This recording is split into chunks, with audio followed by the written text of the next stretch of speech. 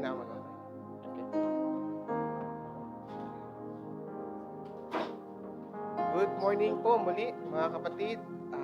Salamat po sa pagkakataon na makapagbahagi po sa inyo ng salita ng Panginoon at sa devotion ito sa AFJC.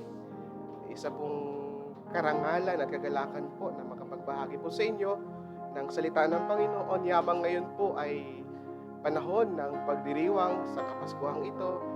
Dahilan para akin pong ibahagi sa inyo sa pamagat na Have a Merry Christmas. Kaya ang ating text po ay makikita sa Isaiah, in the book of Isaiah chapter 9 verse 6.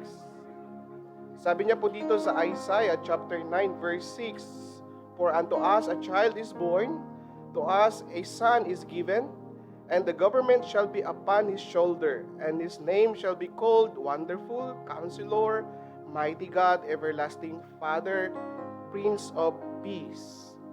Pagpalain po ang pagkabasa ng salita ng Panginoon. This passage was cited by Isaiah. It is a messianic prophecy concerning our Savior. It was being fulfilled in the New Testament when Christ was born. The reason why this morning, through our devotion, I just want to share two things concerning the birth of Christ. About the birth, there are two births that I will compare, the comparison of birth of Jesus and the birth of John. We can see the difference and similarities so that we can reflect for this morning. First, concerning this similarity, both the birth of John and Jesus was God's will, or it is God's doing. It means to say, God at work through their life, especially in the times of the birth of John. He was born for the will of God, because his born is not normal way. Because his mother, Elizabeth, was barren at that time. He could not bear a child. But God's supernatural work through through this miraculous power, the reason why, because of a reason and purpose. Even Christ also, he was born, it is because of God's doing. Or it means to say, there is no other than the intervention of any human being. Even in the Bible, not only in their birth, but even in their name was God-given.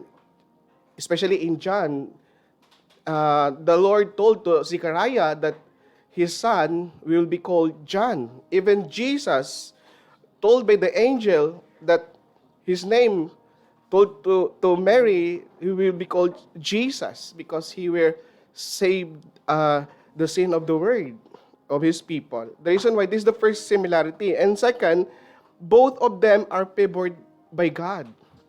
It was favored by God, just like what I said before. Mary was barren, and yet he bare a child. It is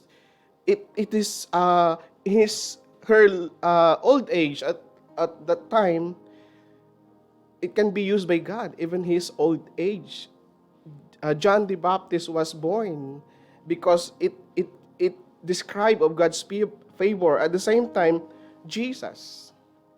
Although this favor of Mary, the angel told that he was bear a child from the Most High God. He will born the Savior of the world. It is the favored by God to Mary. The reason why she was be called blessed for among women. This is the both their birth was both favored by God, and also the third similarity, at the same time, the miraculous way in terms of miracle. Mary's conception is God's doing, or Mary was not without the intervention of man as a husband and wife. There is no in terms of natural process to born a child. It is the divine intervention of God, miraculous way. At the same time, even in John's birth, it was worked by God again. You can see the miracle in the entire history.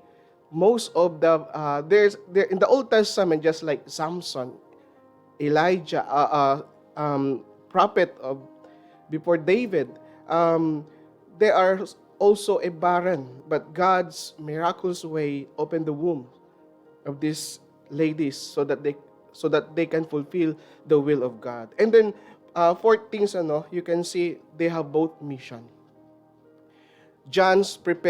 His births prepared the way of the Lord, and Jesus' birth to save the sin of the world.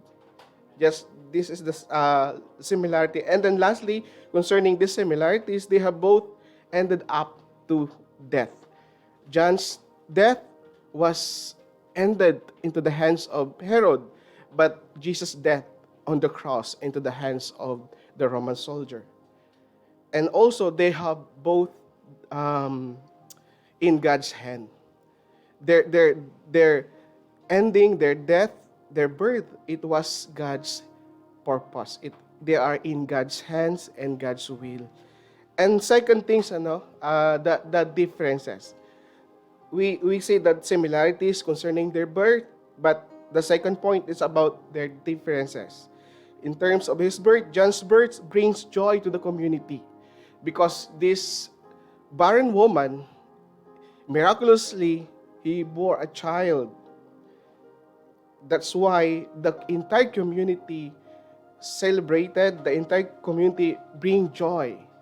Because the disgrace of being a curse, because the thinking of the Old Testament time, if a barren woman could not bear a child, she was being under curse. But this time, by the will and the power of God, he bore a child. The reason why the community witnessed this miraculous work of God, it means to say the birth of John is the will of God. But Jesus' birth brings controversy.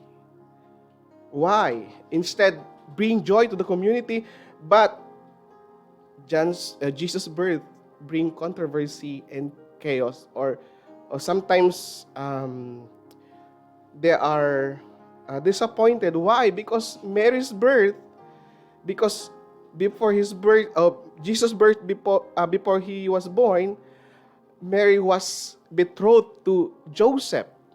This is the tradition of Israel. 1 year before, without joining together as a test of their tradition, of their faithfulness, and yet found out Mary was pregnant. The reason why it brings shame in her personal life and shame to the entire community or his family or her family. That's the reason why there's the difference between this birth. John's birth is mostly public celebration. And yet, the second, Jesus born was a private. The reason why the song, in the carol song, we remember the song that Silent Night, O Holy Night. That's the reason why. When Christ born on Bethlehem, on the cave, there's no other visitor, none other than his mother and his father, and eventually the shepherd. But in John's birth, all community was celebrating, just like a peace celebration. May handaan, and yet Jesus walang handaan. And then lastly, John's birth was the fulfillment of Zechariah's dreams and desire, because in old age, they have no child. But this time, God, in terms of in spite of this, their old age, God answered and gave the favor to have a child. The reason why it is a fulfillment of the prayer and dreams of Zechariah. But Jesus is disruption to Mary and Joseph plans. Why? Because Mary at the time is his conception concerning the birth of Christ is not normal, just like Elizabeth. The reason why it brings controversy, even their good plan before, after, uh, technically they are already married, but because of tradition, they need to follow that 1 year separation before they get together. But this time, their old plans in terms of their family to have. But when Jesus born, sometimes it's hard for Mary to bear this shame instead of happiness and joy for their family. But the reason why our topic today is Mary's Christmas. Sometimes this Christmas season, remember that not everybody have a good Christmas. Merry Christmas if you have get bonuses or get something new in materials, things, or anything, or achievement or desire, or our prayer, just like Zechariah.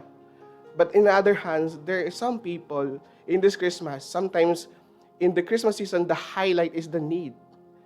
What if the Christmas day we don't have any handa or any preparation or food that we can prepare, just like Jesus' birth on Bethlehem. There's no any food that they prepared. But remember, in spite of all these things, just like MC or our brothers said that the matter is not about your achievement, your career on this Christmas, or any things you have, or not even in our problem or trials that we are suffering today, but the very essence and very center, very important of this Christmas season is about Christ. We need to remember Christ is more than anything.